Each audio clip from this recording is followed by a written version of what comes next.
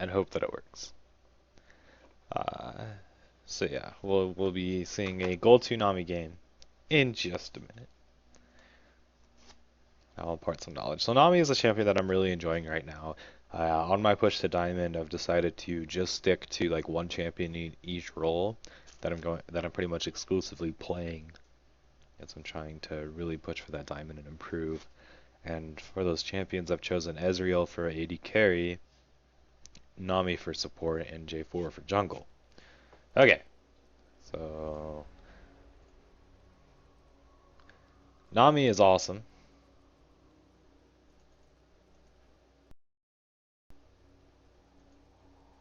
Where's my weapon? There we go.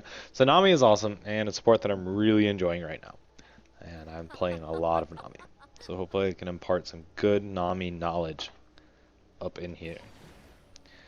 Okay, so starting off Bubble on Nami is never a bad choice. One thing that I would encourage everyone to do, in general though, is in general, don't level up a skill until you absolutely have to. So unless it's a skill that's good in all situations. So like a Nami bubble level 1 is going to be pretty good generally in almost all situations. Um, it's a good disengage if you get caught level 1. It's a good engage if you have kill potential level 1. But on someone like maybe Ezreal, if you come into lane, 90% of the time you're going to want Q first, but just save it and don't put that point. Because what if you're sitting in this bush, they invade you? Well, if you don't have a point in your ability yet, you can hit Control E to level up your Arcane Shift, and then Arcane Shift over the wall, instead of being forced to blow a flash. So just keep in mind that in general, it's a good idea to wait to level up your level 1 ability until you're about to use it. It just gives you a lot more flexibility. So this matchup, Varus Sona versus Ashe Nami.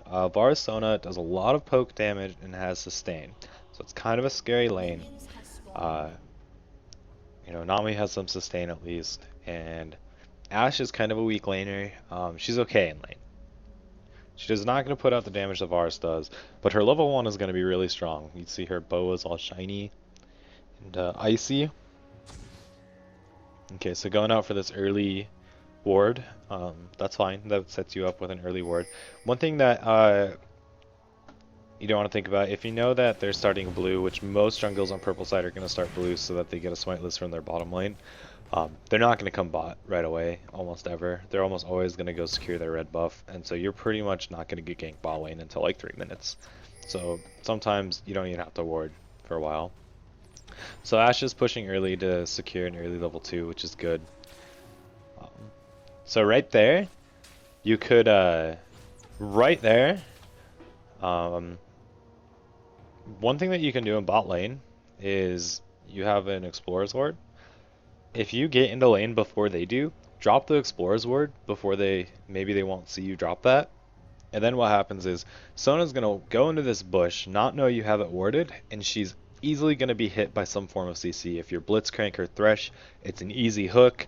If you're Nami, that's an easy bubble, because a lot of supports are going to do this. They're going to go into this bush, and they're just going to walk up here and put a ward right there. And that is just so easy for you to abuse if you have some form of CC like a bubble or like a blitz or thresh hook. The other thing is that you need bush control against the Sona. If you don't have bush control against the Sona, what she's going to do is she's going to go walk up right here. On the second you and Ashe get in range, she's going to hit Q and then walk away. And she's going to get a ton of free damage on you. So just watch that. My cat is walking across my desk. No kitty, no. Okay, and then just another thing here. Just make sure, and I talked about this a little in my Sona replay, just make sure you're always at the same level as Ashe. So Ashe steps up to harass, and you were like this far away from her. You're just like you were back where Ashe was, and Ashe was up where this creep was. Seems like a really small difference, but if the enemy team was playing this correctly, they wouldn't have just ran away. They would have just both chunked the shit out of Ashe while you're sitting back there and can't help her. So just stay at the same level as your AD carry. It's very important.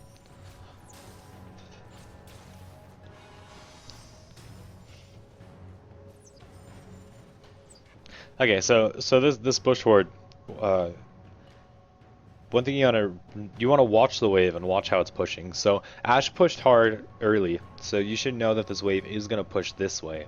And that gives you bush control by position. You don't need bush control by this ward. So this ward you dropped here, which I think was your Explorer ward, pretty much wasted because you pretty much dropped the ward and then just walked in and took control. So okay, so that was pretty poorly played by you. You guys still got good damage, but that would be kill potential if you landed the bubble. And so, just gonna pause this real quick. One thing that I like to do on Nami is take your E at level 2, go bubble then E. So the nice thing about Nami's E is that it's a slow on your auto attacks, and it makes landing a bubble much easier. The other thing is that I'll give you some pro tips on landing bubbles. So let's rewind and watch what happens. So why do you miss this bubble? Well, you missed this bubble because you throw it way behind Varus because you assume he's going to run backwards. But the thing is he doesn't have vision in this bush, right? So he can't see you. So he's not going to run backwards until he sees you. Sorry, I ran too far. But so when you walk up here, oh, the other thing is, like, look, this Sona, you can get so many free right clicks on her right now. She's weaving in and out of that bush, trying to secure vision on you. Just right click her every time she gets near you. Just right click her, right click her. Since she doesn't have vision of the bush, she's not going to be able to right click you back. But so Varus is not going to start moving back until he sees you, which is right now. And so one thing when you're trying to land bubble is hold off and be patient on it and don't cast it until they're moving in a direction that you know. So when he's standing still and auto attacking creeps, you don't know when he's going to start moving, so it's a hard bubble to hit. But if you walk towards him, he's going to be forced to walk backwards, and that's when you can easily land the bubble. The other thing is early on in the game, a level 1 Sona is extremely squishy. Sona was in melee range of you. If you land a bubble on Sona, she's dead, pretty much. Don't be afraid to go on a level 1 Sona. She'll just explode. And like I said, E is a very strong level 2 skill on Nami, and a very strong skill in general, so I'm curious to see what you level. When I play Nami, I really like maxing E, and another missed bubble, so you gotta hit bubbles if you want to play Nami. Just gonna say that right now. If you want to play Nami, you have to hit bubbles. It's a very key ability for her. And so what you can do right now, you can pink this bush to get complete control. That's a bad trade right there. You got chunked by Sona for 1 auto attack. Good poke on Varus though. So good, you're keeping the pressure up. Alright, so that's a good bubble. So that was good. That was a good bubble and good harass. But one thing you can do is you can pink this, and pinking this will give you a tremendous amount of bush control and just a huge amount of pressure on them, because if they can't see you, it's going to be very hard for them to dodge bubbles. Their AD carry, it's going to have to be very scared. Okay, so good. This is okay, another missed bubble though. Your bubbles are a little wild. So that was a standard Nami play that was good. You E yourself, get the slow on them, and then go for the bubble once you've slowed them. So you're like 1 for 4 in your bubbles right now, so that's so far, that's one of the biggest things you need to work on in your Nami play is hitting those bubbles. And another missed bubble. So, real quick, this is a really easy lane to land bubbles on. You're not dealing with a Graves with his quick draw, an Ezreal with his arcane shift, a Vayne with tumble. None of these escape abilities that AD carries can use to get out of your bubble. You're dealing with a Varus and a Sona. Neither of them can escape. So all that hitting bubble comes to right now for you is movement predicting and trying to understand where they are and where they're moving. And so the reason why you're missing a lot of bubbles is because you're casting them when you don't know.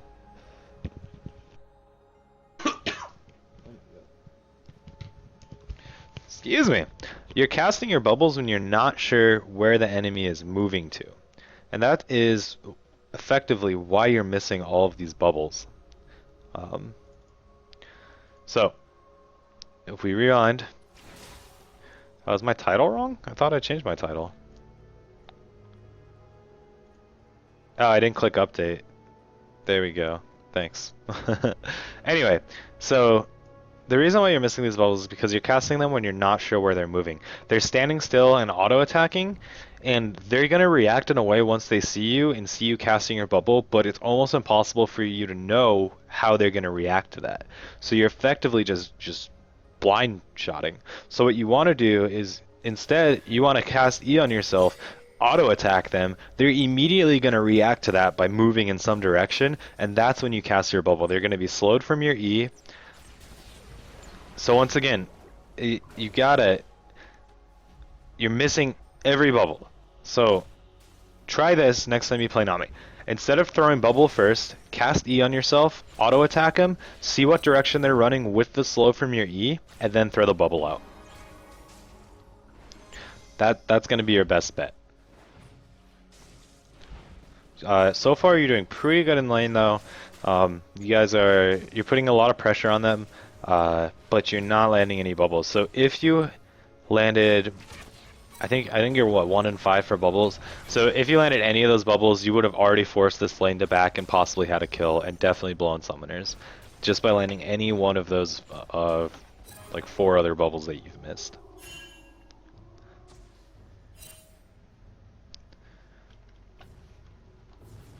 I forgot to have my chat pulled up. Sorry guys. I forgot to turn nameplates off. Whoops. There we go.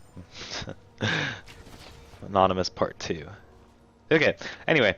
So, at this point, you guys have all the momentum in this lane right now. So, if you notice, are really afraid. And so right there, that's a perfect situation where you E yourself, hit Varus, land the bubble. He came up for those last hits. They're very, very scared. Sona's pretty much out of mana. That's how you want to go about this. And so you're full mana right now. You're 100% full mana. So use the W's, use the E's on all these auto attacks you're casting. E is a very low mana spell. Looks like you're maxing your W. So this is something I don't like to do very much. I much prefer to max E on Nami lately.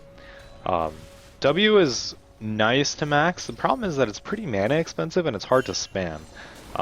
At rank 3, it's 100 mana, and E is only 55, so E is almost half the mana.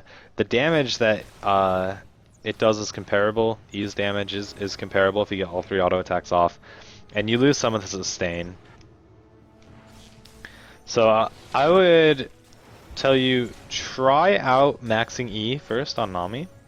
And why that's great is it increases the slow amount, which makes bubbles a lot easier to land in lane. So you do this whole cast E on myself, hit them, now they're slowed, you can land the bubble.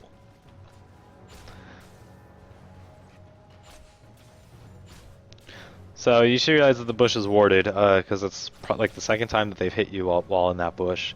So don't stand in that aggressive of a position when the bush is warded like that. It's a little scary.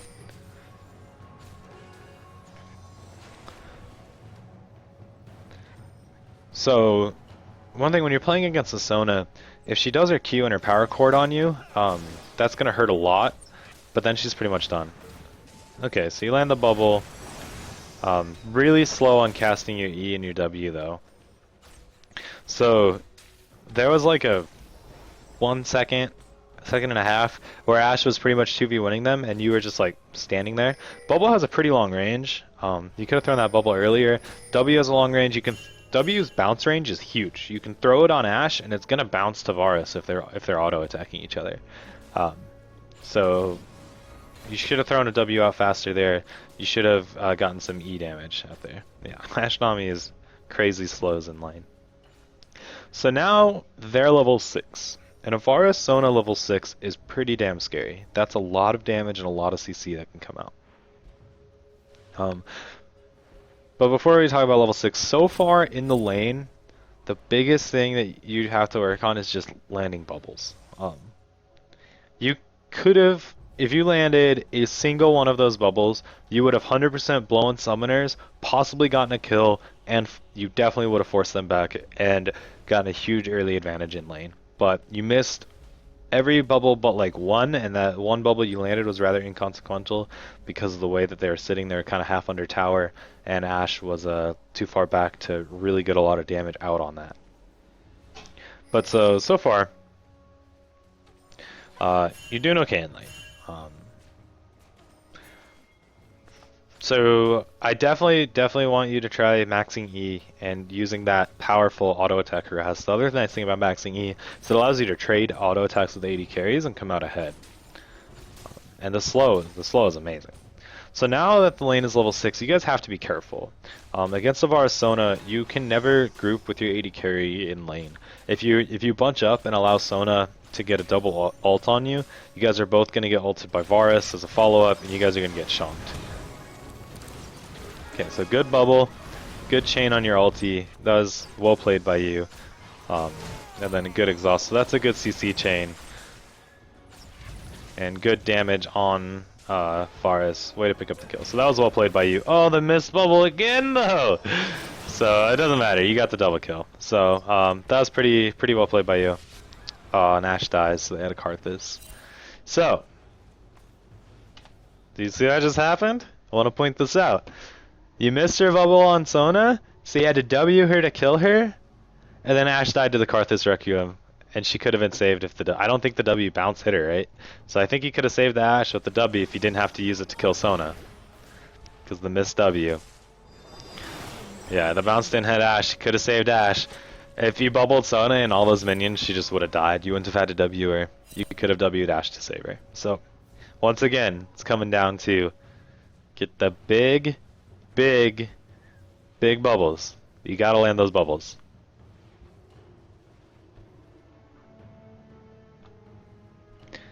Alright, so that was okay. And so that kind of the power of Arsona at level 6 is scary, and as you saw that. You guys almost lost that fight. You guys played it extremely well, having an almost perfect CC chain on Varus, and you still almost lost that. And granted, the Ashe arrow did hit Sona, but you played it well. You bubbled Varus, chained it with your ult, chained it with your exhaust. That was all really good. And you still almost lost it, so it's really scary. In fact, pretty much the only reason you won that fight is because you ended up fighting in about 8 of your minions, and that extra damage really helped you secure that fight. So be really careful against this lane. They're a little stronger than you in a full-on engage unless you guys get an item advantage on them. Which Ashe has BF, so you guys are maybe a little stronger than them. But Varus just does so much damage. You really got to respect Varus damage. It's really scary. Yeah, so in chat someone's saying it's really important to keep bush lane wards against a Malphite jungle, so ooh, good arrow. Where's the bubble? There's the bubble. Nice job. Okay, so the ult was a little slow there. I understand that maybe you're holding it because you weren't sure if you had to use it. Ashe is just getting wrecked by creeps right now. Oh, this tower dive. Oh, I don't know about this. Oh, the plays. Okay. That was good. Ashe did end up dying to creeps though because she tanked an absolute large amount of minions. And so, I've talked about this before in other replays, but just be really conscious of how many creeps there are. Right now creeps are doing 28 damage each. Fighting in a wave of like 7 creeps is like fighting an extra 80 carry that's just auto attacking you. So, be really careful about creeps. But anyway, so jungles. There's certain jungles where it's really important to keep a lane ward. Generally keeping this lane bush warded so that he can't sneak into lane. And Malphite is definitely one of those jungles. If Malphite sneaks into this bush, he can ult you if you're like over here from that bush.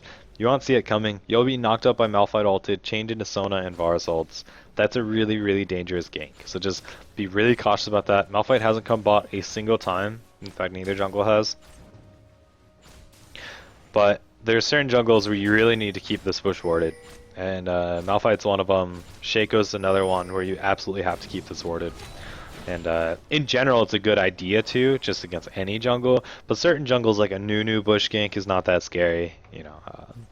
So certain jungle bush ganks aren't very scary. But pretty much anyone with range CC that can just CC you from right here, which is where you will probably think you're safe, that's a really scary jungle gank if you don't have this bush warded. Alright, so you guys are killing them, but the problem is that you are getting really far ahead from these skirmishes. You're 4-0. Problem is Ashe is not getting kills, and Ashe is not getting a CS lead over Varus from these fights.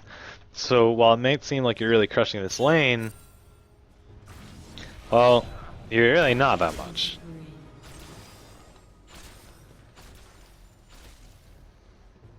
Hey, buddy.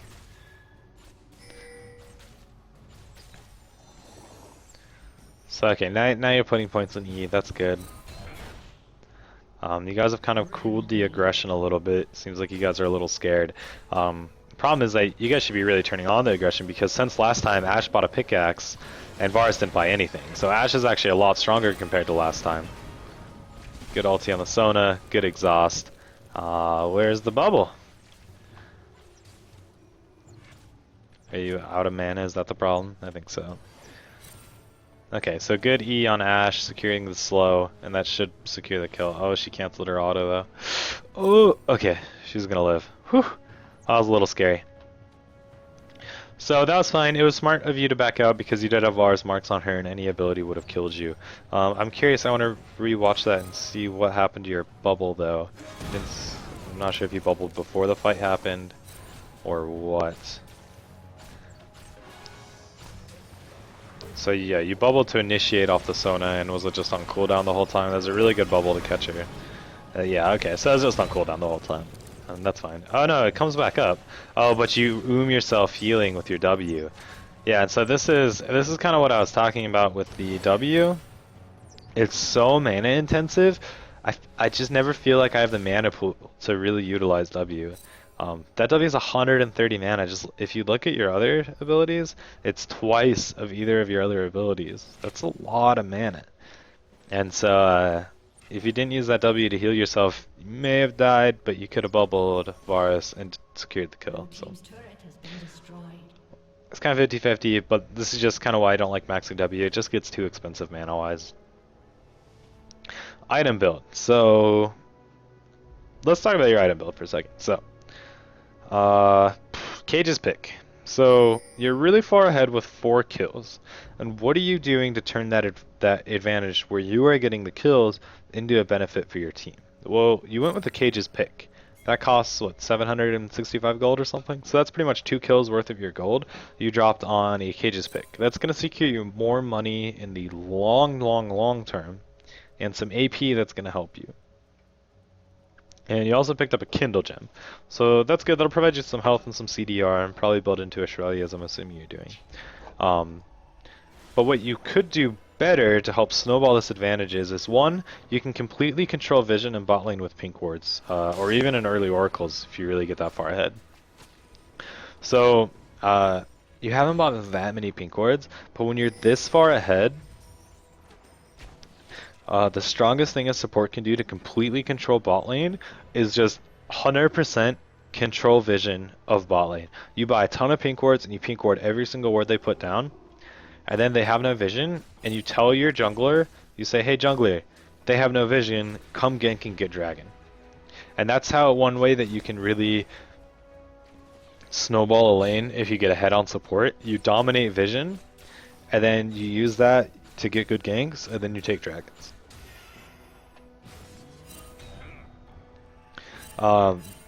The other thing you can do is rush a nice, strong, supportive item. So something like a locket. You can get a really early locket. Varus flashes into the Ashe arrow. That's pretty bad. The slowest Malfault ever. The miss of the Varus ulti. Good bubble landing on both Sona and Varus. That's solid. That'll secure the kill on Sona. So nice job there. So right now you should be pinging your team to try to do dragon. Karthus is in base. I don't know. You probably didn't know that Karthus was in base, but you guys are pretty healthy. You know, Lee Sin's kind of low, but Lee Sin does get nice lifesteal from his W. Malphite was low and no ult. It'd be hard for him to contest. So you guys could have taken a dragon right there. Just something to consider. You kill bot lane, look to see if you can dragon. Always. But anyway, item build. Right now on supports, I like getting a locket almost always. If the jungle's getting one, then it's not as important to get a locket.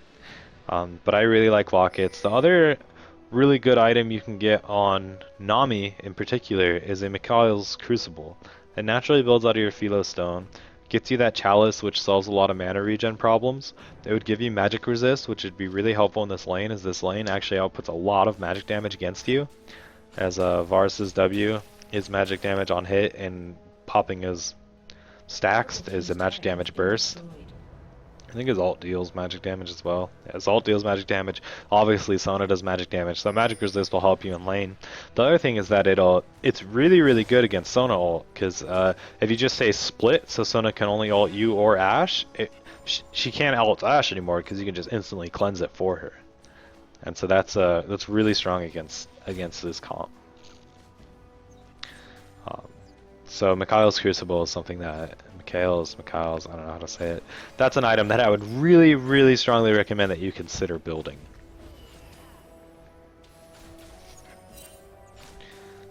This early Kindle gem is okay. I'm wondering if you're looking to build a Shurelya's with it. Or maybe this is an older patch where it's the old locket. I'm not sure how old this replay was, but Mikhail's awesome on Nami. It really helps with your mana issues, so you can keep spamming that W. And if you do max E first on Nami, then I like maxing W after that. But anyway, yeah, so when you get ahead with early kills, try to dominate the vision. Like, Sona just bought an Oracle's, so she's dominating vision at this lane now, despite you being up 4 kills. I don't really like getting Cage's pick on Nami or on supports in general, unless your support that scales really well with AP. Maybe someone like Fiddlesticks or some kind of unorthodox support like Nidalee or Orianna or something. I'd probably shy away from the Cage's pick. That 800 gold could just be put to such better use. Shut down. So when you walk, okay, so this is one thing I've noticed you doing a couple times, and I want to point it out right now. You keep walking like really, really close to the enemies, but like not auto-attacking them or anything. Like, do you see that drive-by? You drove by like right next to this Varus while he was last hitting a creep. You throw that E on yourself and just hit him. That's gonna just go boom for lots of damage. Okay. Where's the bubble? There's the bubble. No. Okay, so good job there. You're doing a really good job of chaining your CC in lane, and that's something that you've done really well this game. So that's really good. Good job with that. Yeah, and but one thing you can do is just keep that CC lock going. Throw the bubble in there. I don't know if it was on cooldown or what, but you could have just kept Varus CC locked that entire time until he died, and he would have not been able to get his ulti off, and it just would have been really easy for you guys. So you've done a really good job of the CC lock so far, but it's like it almost seems like you're holding on to that bubble to see like if he flashes or something like that. I don't know, but just keep the CC chain going and throw that bubble in the mix. You have a really potent lane combo. Exactly what you've been doing. Ashe arrow, bubble, your ult, and it's like he's literally CC'd for like 6 seconds, and that's pretty hard to do much off of. So you guys finally got dragon, and that's really good. You should have gotten a dragon before, at least one dragon before, but you finally got one, and that's good. So when you're bot lane, you're probably one of the biggest deciders in who gets dragon. So always like to dragon, always when you are playing bot lane. Anyway, let's speed this up.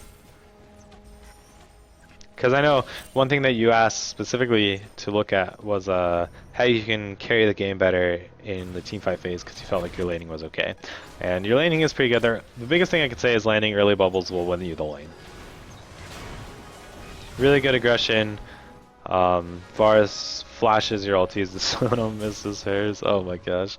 That's okay though. You guys are doing fine still, so that's okay. So that was a good flash by Varus. You guys ended up pretty much casting your ults at the same time, which is unfortunate because he was able to flash both of them. But that's always gonna happen in solo queue when you don't have that real-time communication with someone. Or it even might happen even if you do have that communication. If you have, you might send out abilities at the same time.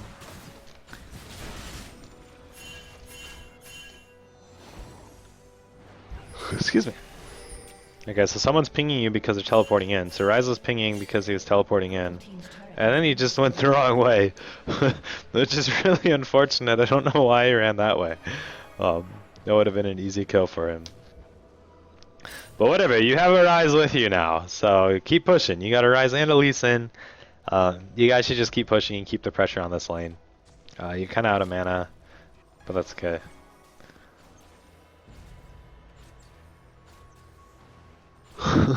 That still cracks me up the way Ryze man. Damn, Ash is getting so many crits right now.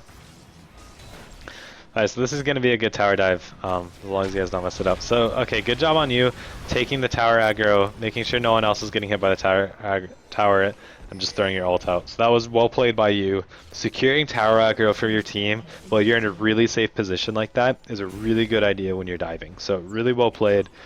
That's something, if you don't know to do that, is a really good idea to learn.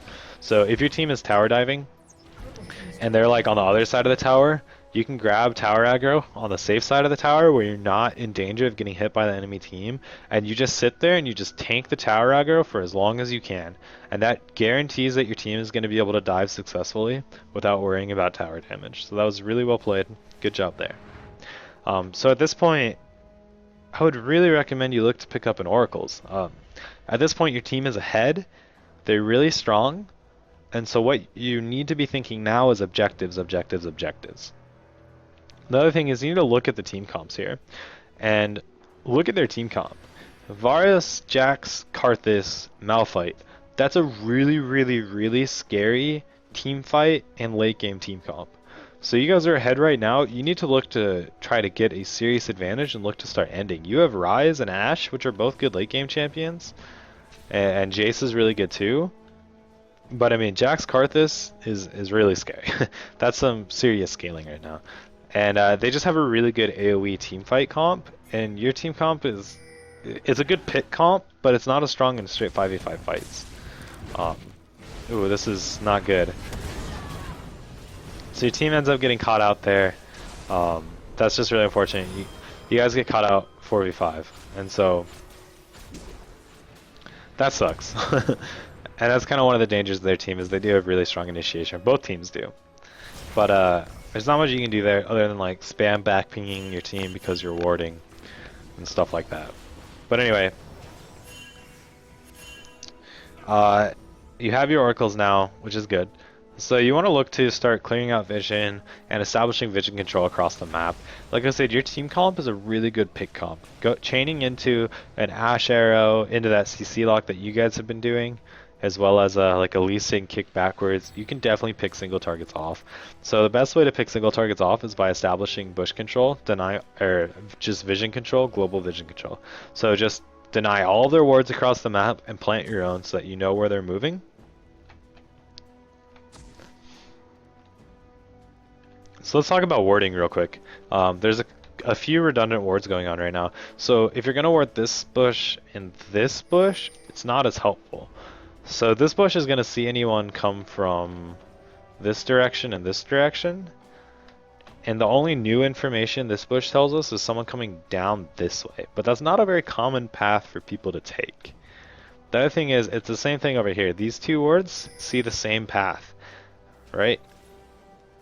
This bush sees anyone going through here, or this ward sees anyone going through here. And this ward, it sees, the only new information it gives is someone coming down and around through here. Which again, isn't that common. So just think about warding, essentially.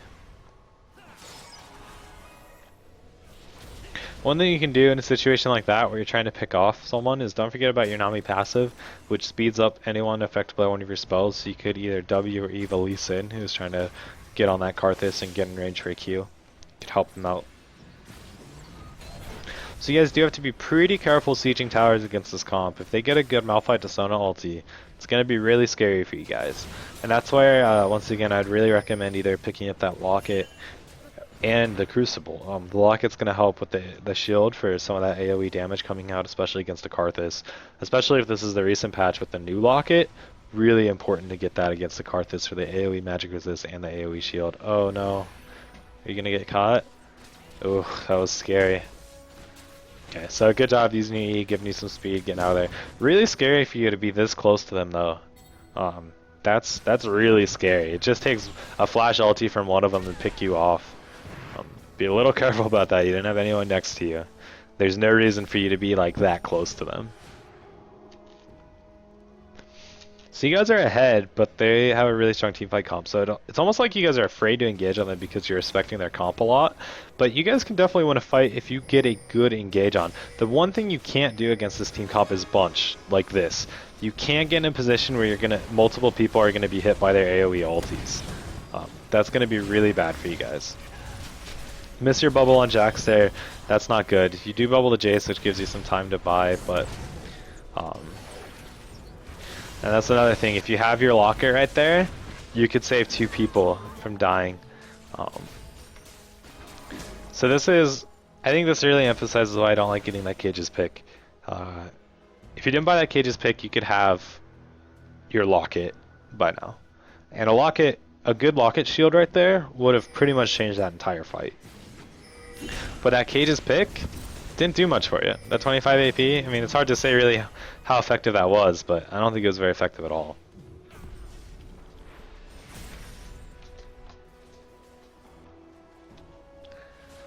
So the biggest thing that you can be doing right now is like I said, you need to establish vision control on the map, and you need to. Let's talk about warding at this point in the game. So the first thing you need to determine is your team being aggressive or are they being defensive? Because it changes your warding strategy. If you're being aggressive, and what I mean by that is you're constantly having them pushed into their base and they're having a hard time leaving.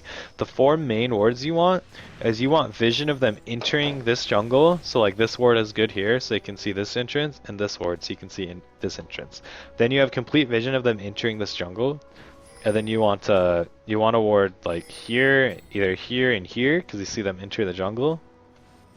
And mid lane wards are also really important. So if you drop a ward like right here mid lane, you're gonna see where they leave the mid lane. If they walk up the mid lane, you're gonna see if they go this way, this way, this way, this way, or straight. And that's really, really important vision. You just dropped that ward, which is really good, or someone did, which is good. And you guys are being aggressive. You're constantly pushing up, so you need the vision to see them entering their jungle. So you need wards up here, and you want to deny their wards. And the biggest thing is just make sure you're telling your team like don't group up, don't group up. And then in team fights, your goal should be to CC high priority targets. So whether you pretty much always want to get CC on Jax and Varus. It's going to be hard to really shut down Karthus with CC, because even if you CC him, his Defile is going to be on and doing damage, so it's not as big of a priority. This ulti, not very good. It only hit the Karthus, and then your bubble only hit Karthus. So that was not a very good team fight from you. And your team's going to have a hard time in this. And okay, so I guess with the Cage's pick, you went for the Shards of True Ice. I don't like that item in general, and I really don't like it in this situation. Let's rewatch this team fight, because this is a really pivotal team fight. Essentially, losing this team fight is a really, really big deal, because you guys are still up like 6k gold. And so getting crushed in this team fight when you're really ahead is really bad news, because like I said, their team fight comp's better, their late game comp's better. So right now, this is the team fight you need to win and take control of the game, and essentially snowball to end the game off of. But instead, let's watch. So instead, I went too far. So they get really close. Instead, okay, I'll pause this. This is not good. You're really, really far out in front compared to the rest of your team. You're really far in front. You ulted only Karthus. Jax is in a position to just run down and completely zone out Ashe. These guys, Malphite's in a position for a good ulti. So you ult and bubble just Karthus. And that's not good. And then what happens? We get caught with Sona ulti, you and Lee Sin do. Straight into Malphite ulti, which means you guys are dead pretty much. The Asher on Jax is good, almost blow up Ashe, but at this point, And watch what the shards of True Eyes does for your team in this team fight. Nothing. You cast it on yourself with 100 HP. That's pretty much nothing. I mean, that's it. That's what that whole item you did. That could be a locket. That could be a Mikhail's Crucible. But no, it's a shards of true ice that didn't help you and didn't help your team. And you guys lose this fight, which is, like I said, not a good thing, because you guys are you're ahead on gold and you're ahead of the game, and you needed to, at this point, it's getting too late in the game, and you need to really take control of the game off that team fight. That team fight, it was bad. You had a bad initiate with the ultimate to the bubble, and then you got caught out really far. As Nami, your abilities have really far range, and there's no reason for you to get caught out that close to a team fight. Your ult has an absurd range, bubble has really good range, W bounces really far, and E is you just cast on, you know, your AD carry or anyone auto attacking, so you don't have to be close to a fight at all. So it's not good that you got caught out there. The other thing is that you went 4-0 in lane. And what have you done with that advantage? Well, you built a Shards of True Ice, which I kind of talked about has been almost useless so far. You know, you still don't have any impactful support items. I just don't like Shards of True Ice. It's very rare that it has a significant impact in a team fight. If you compare that to the AoE of a locket, so Lee Sin's got the locket here. But the other thing to consider is that even if your jungle is building locket, think about team fights, where your jungle is going to be in a team fight compared to where you're going to be. So generally you're going to be in the very back with Ashe and Jace, and Lee Sin's going to be way in the front of the fight. So it's not a bad idea for both of you to have lockets, because you're going to be in different sides of the fight with different auras. And yeah, here we go, getting crushed in team fights. At this point, they're really, really strong in team fights, and it's going to be really hard for you guys to win straight 5v5s.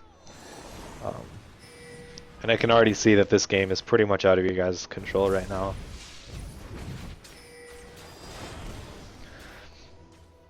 Yeah, and so their AoE is really strong. You guys can't fight in their AoE. Team fights need to work out by you guys kiting it out, and your CC is really, really important during that. Your ults in team fights have not been great. In this last one, granted, I mean, your team kind of got caught. Let's rewind. So where are you? You're clearing wards up here. And so you try to get here fast once this kind of brawling starts, which is good. And let's watch this team fight again. So Malphite kind of blowing up. Ashe isn't in the fight. The ulti is not bad, so it just hits the two people over here, Jax and Malphite. But really, you wanted to hit these people, because these people are really the big threats. The Varus particularly. So it's kind of a bummer because they're split. You could really only pick. But once again, what does your Shards of True Ice do in this team fight? Nothing. Nothing at all. And so the biggest ways that... Okay, so anyway, I mean, this game's pretty much over. So I think I'm pretty much done casting this game. At this point, you've lost your advantage against a team that's much stronger than you in team fights and in the late game. And that's really bad. You've lost the last like 5 team fights in a row with upwards of an 8k gold advantage, and now they're even in gold. So this game is pretty much done, unless a miracle happens. But let's talk about the biggest things. So biggest things I can see from this game. First is in lane, you gotta land early bubbles. If you landed early bubbles in lane, you would have gotten a huge advantage that you could have just absolutely crushed bottom with. The other thing is that you did well bottom despite that. You did really good CC locks, and you need to control and dominate Dragon off of winning bot lane. That would have snowballed your team with global gold. It would have helped your team out a lot. So that's the two biggest things in lane. Outside of lane, one thing, item build. When you get a 4-0 advantage on a support, you need to start building really impactful items. There are 2 ways you can build impactful items on support. The first is completely dominating vision for your team. In lane, that might be built buying a lot of early pink wards, and this goes back to controlling Dragon. You buy a lot of early pink wards. I guess I can turn on direct cam. You buy a lot of early pink wards, control vision, get your jungle down there, get a good gank off, and take Dragon. Or just dominate vision for your team, and do that to help look for picks. And the other thing is build impactful team fighting items like a locket. Even if Lee Sin is building a locket, keep in mind he's going to be in the front of the fight and you're going to be in the back. So both of you having one is not a bad idea at all. The other thing is like I said before, Mikhail's Crucible is a great item on Nami. I much prefer it to Shirelia's, especially against this team comp that would completely shut down Sona ulti against Ashe. And having that security is really, really important. Um, so other than that, you certainly played pretty well. You had pretty good CC locks in lane. You definitely could have taken control of the lane early if you hit bubbles, so you could have absolutely crushed that lane, and that would have helped the game a lot.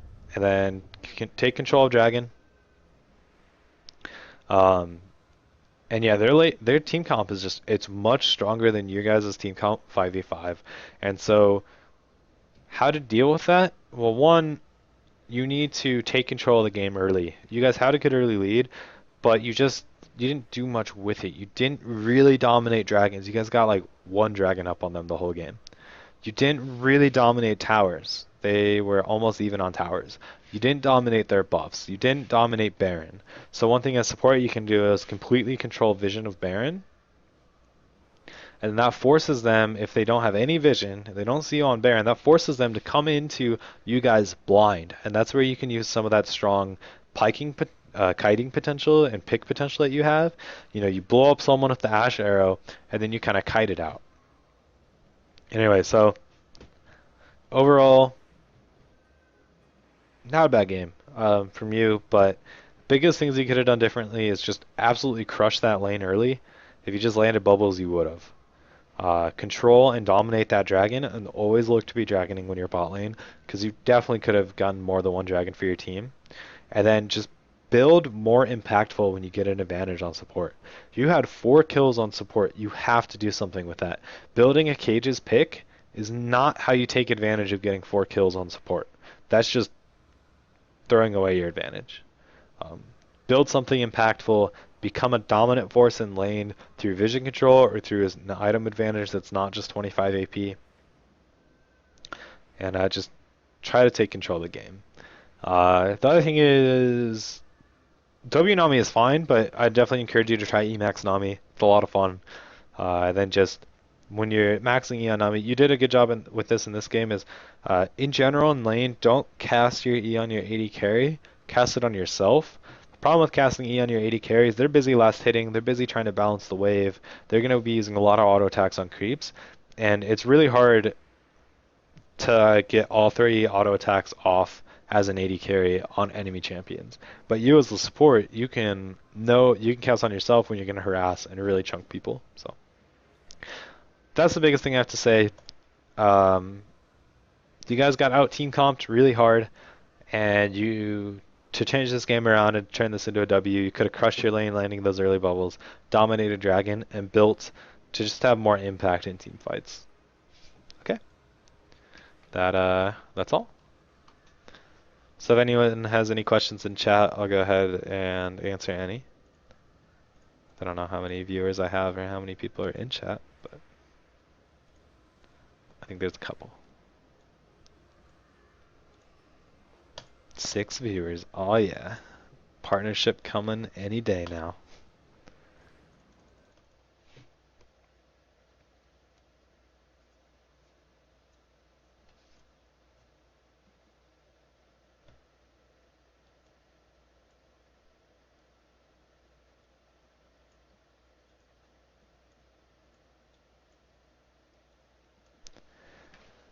I mean, Jax is strong to deal with. He's a very good duelist, but I mean, he didn't really split push much that game. I don't know, maybe he did. I wasn't watching anyone else. When I do these replays, I really try to just focus on the one person because, you can't change what your team did, but you can change what you do and how you approach the game and how you play the game. And so, yeah, in this game, I could harp on the Ashe and the Jax, or not the Jax, I don't even remember, the Lisa and the Ryze, those other people on your team, but at the end of the day, it doesn't matter what they did because you can't change that. You can only change your play. And so I just really try to focus on your play. But yeah, so overall, not terrible play by you. It was certainly an okay game, but playing okay. Um, isn't going to get you the W if you're out team comp like that. You really need to take control early of the game, push your advantages, and win the game there.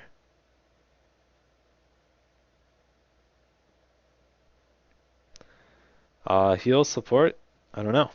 Um, so summoner spells on support, you pretty much always need flash, but then you have an extra spot, and so what do you do with that extra spot? Well, standard is to take exhaust. Exhaust is really important if you're dealing with champions that can dive into your AD carry, whether that's assassins like Zed or just bruisers that dive in like a Relia or a Jax. Exhaust is really important against them to shut them down. Ignite is really strong in lane if you have a lane bully comp. Ignite can really secure early kills in lane. It makes your kill potential in lane so much stronger.